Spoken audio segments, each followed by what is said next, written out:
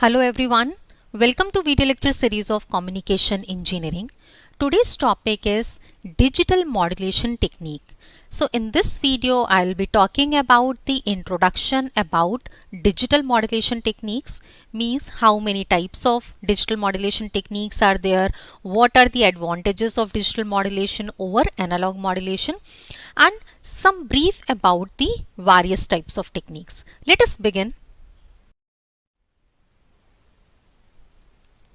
Digital modulation, it is actually a special kind of modulation where message signal or the modulating signal that is digital in nature and the carrier wave to be modulated is usually analog. So you must remember that here message signal is digital while carrier signal is analog, and digital modulation uses discrete signals for modulating a carrier, as I have told you, and it removes communication noise as well as it provides enhanced strength, means signal strength is being increased when we are using the digital modulation.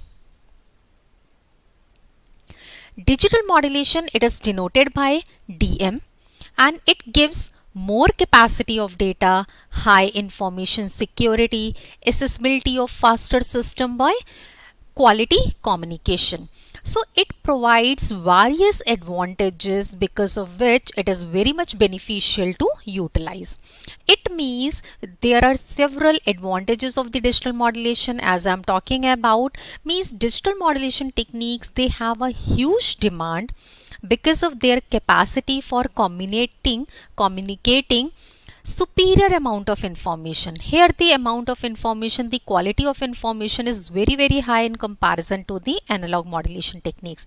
That is why it has been used in a number of applications and giving better signal quality. Now let us talk about the comparison between analog and digital modulation techniques. When we are saying digital modulation is preferred, digital modulation is better in comparison to analog, it's better draw a comparison table. This table, in this particular table, I have listed out various comparison things, means various things over which you can compare analog and digital modulation. Let us discuss one by one. First is an analog modulation signal can signify any value in the range, while digital modulation signal, it can only signify with a set of discrete values 0, 1. In the case of analog modulation, input must be in the form of analog, while in case of digital modulation, input must be, or the input data must be in the form of the digital. In analog modulation, the value between maximum and minimum is considered, and that is to be applicable. Maximum amplitude, minimum amplitude. While in case of digital modulation, only two binary numbers are considered, and those numbers are 0 and 1. And these are the only numbers which are applicable also. Next, when we are talking about analog modulation, so most of the signals we actually transmit in nature, they are analog, like voice signal or audio signal, you can say. So this is much simpler to complete analog modulation in comparison to the digital. But when you are talking about the digital modulation, it means there is a requirement of analog to digital converter in the transmitter side, and at the receiver side digital to analog converter again. Because input is analog, so once we are converting analog into the digital, so reverse operation is required at the receiver side, then only we'll be getting the original analog signal.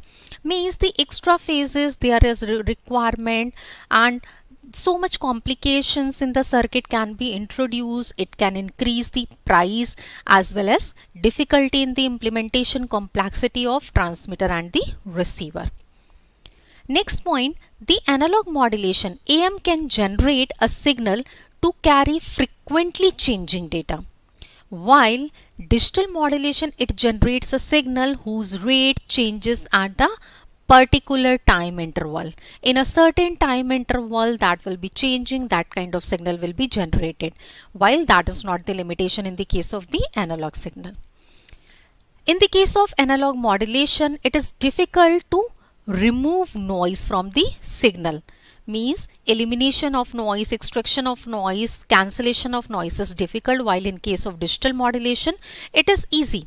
Means signal can be easily separated out from the noise can be easily removed, eliminated. So these are the various factors, various points upon which you can compare both the techniques, and you can state that digital modulation technique is better in comparison to the analog modulation.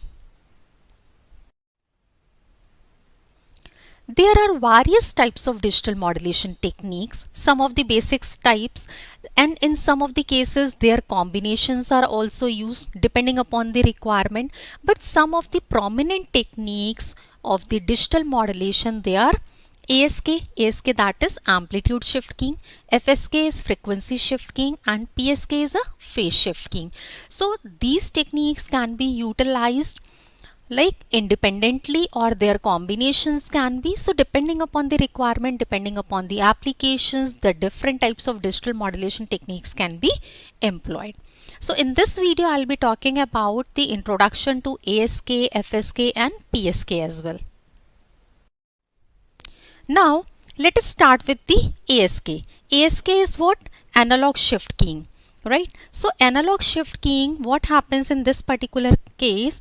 In analog shift keying or ASK, the amplitude of the carrier wave is varied, or you can say switched, according to the instantaneous value of digital modulating signal or message signal.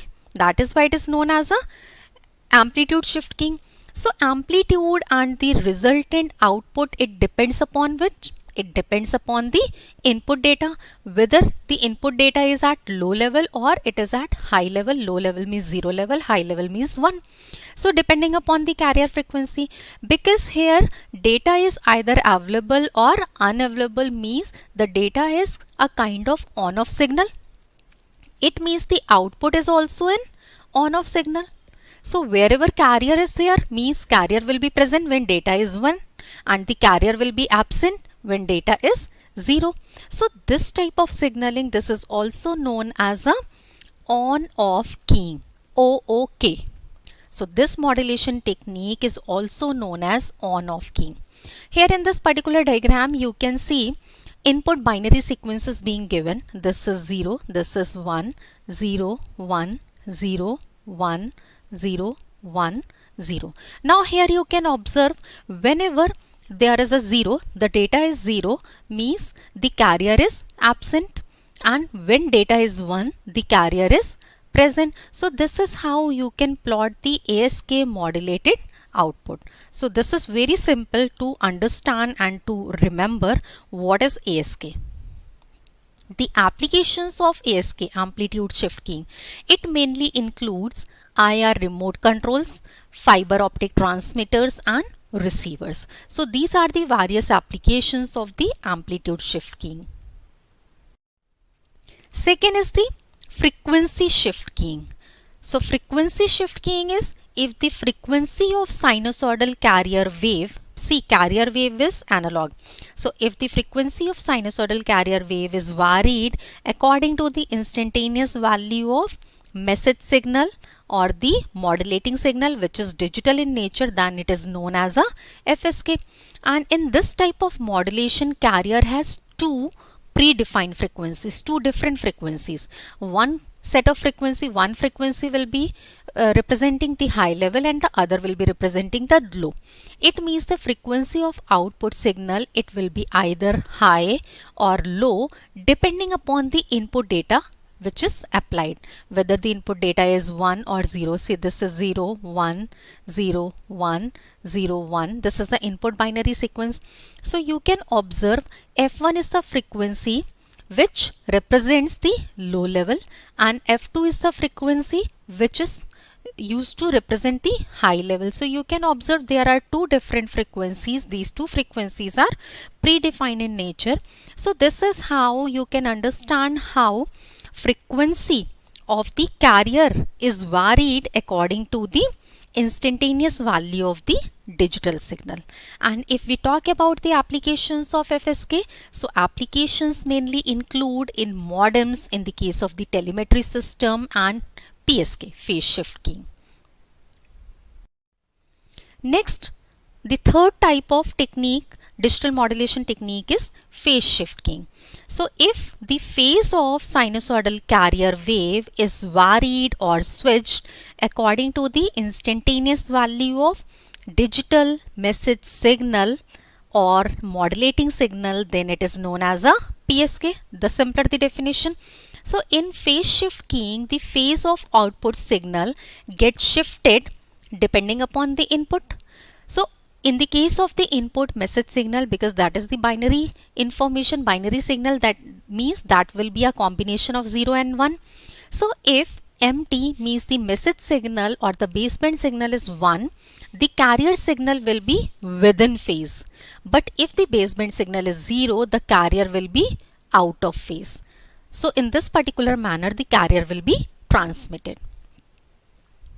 So here you can see a certain set of means input binary sequences being shown over here. This is 0, 1, 0. So you can observe when the signal is 1, the carrier will be within phase, means there will be no change in phase. But when the baseband signal MT is 0, means the carrier will be out of phase. Here will be a change in phase.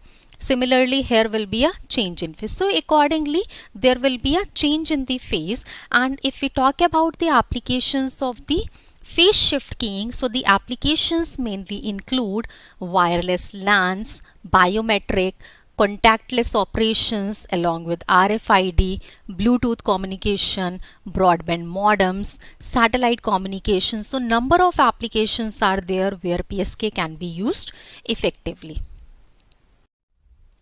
So according to the number of phase shift, if we talk about the variation in the phase shift, then the phase shift can be varied, the number of phase shift. So there are mainly two types of PSK. One is binary phase shift keying, that is BPSK. Second is quadrature phase shift keying, that is QPSK. So binary phase shift keying, this is also known as a two-phase PSK or PSK reversal keying, means there is a change in phase. In this technique, the sine wave carrier takes two phase reversals like 0 degree and 180 degree, two phase changes. And BPSK is basically a double sideband suppressed carrier, means DSB-SC modulation scheme for a message which is being digitally information. So this is a DSB-SC modulation scheme. In the case of quadrature phase shift keying, there is a phase shift keying technique in where the sine wave carries four possible phase reversals like 0, 90 degree, 180 degree and 270 degree. So in case of binary or BPSK, there are two phase reversals, while in case of quadrature, quad means four phase reversals, 0, 90 degree, 180 degree and 270 degree. And QPSK can be further extended up to 8 or 16 values depending upon the requirement. So it can be modified further. So this is how you can explain the PSK, which is the phase shift keying.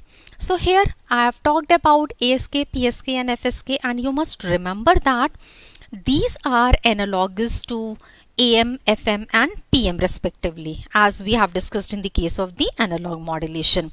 The only difference is their modulating signal or the message signal was analog, while here the message signal or the modulating signal is digital in nature. Thank you so much for watching this video.